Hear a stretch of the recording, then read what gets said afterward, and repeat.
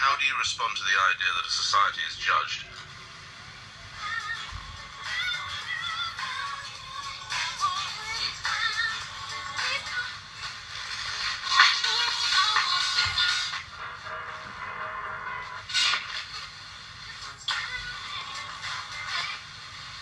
I would rather if I'm an artist,